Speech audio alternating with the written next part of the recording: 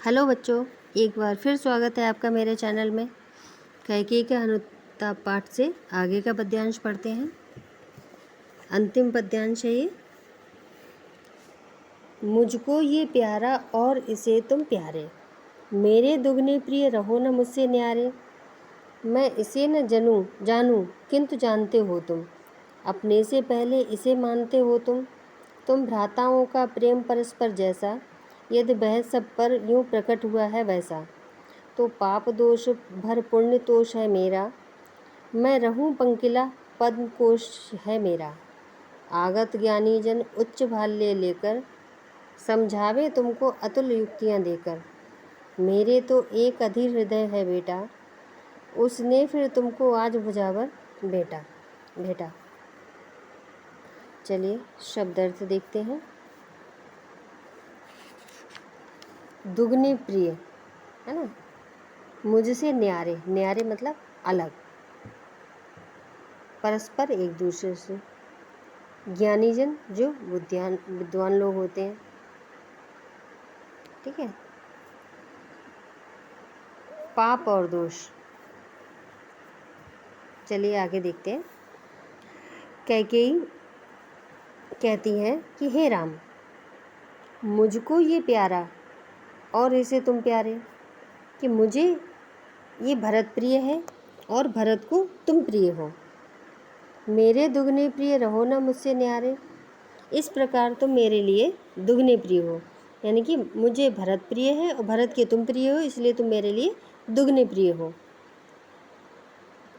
इसलिए तुम मुझसे न्यारे अर्थात अलग रहने का विचार ना करो।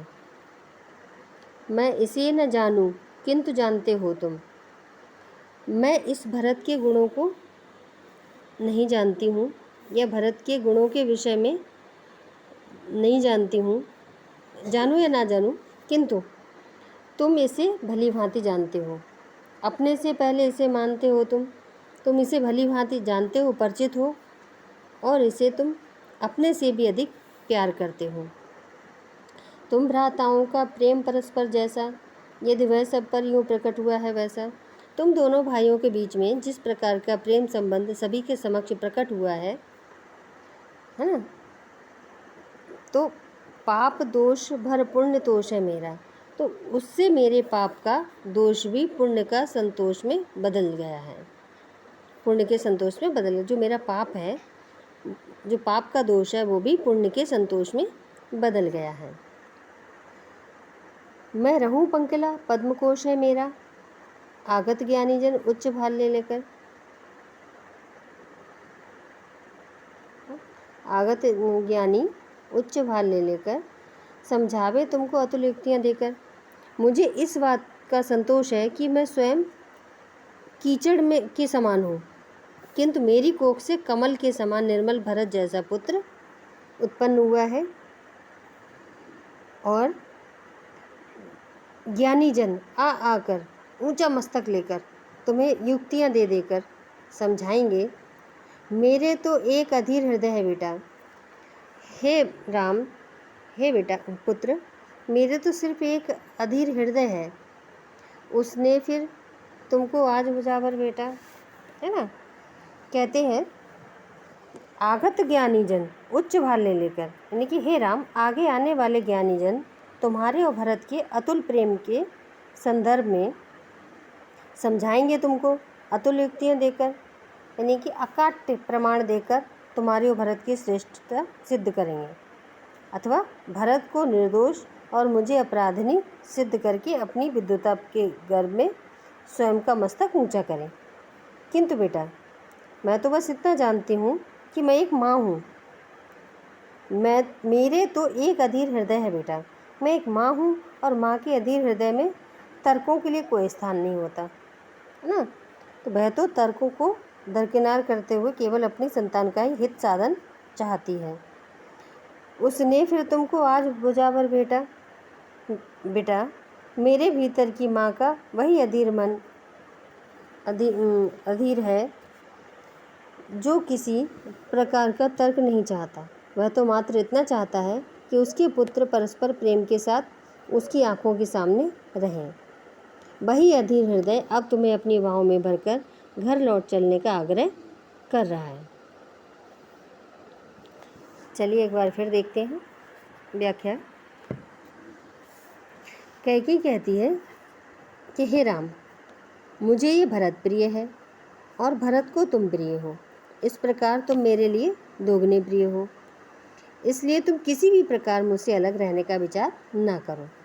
मैं इस भरत के गुणों के विषय में जानूं या ना जानूं, किंतु तुम इसको भली भांति जानते हो, यानी कि इससे तुम भली प्रकार से परिचित हो। तुम इसे अपने से भी अधिक प्यार करते हो। तुम दोनों भाइयों के बीच में जिस प्रकार का प्रेम संबंध सभी के समक्ष प्रकट हुआ है, उससे मेरे पाप का दोष भी पुण्य के संतोष में बदल गया है। मुझे इस बात का संतोष है कि मैं स्वयं कीचड़ के समान हूँ, किंतु मेरी कोख से कमल के समान निर्मल भरत जैसा पुत्र पैदा हुआ है।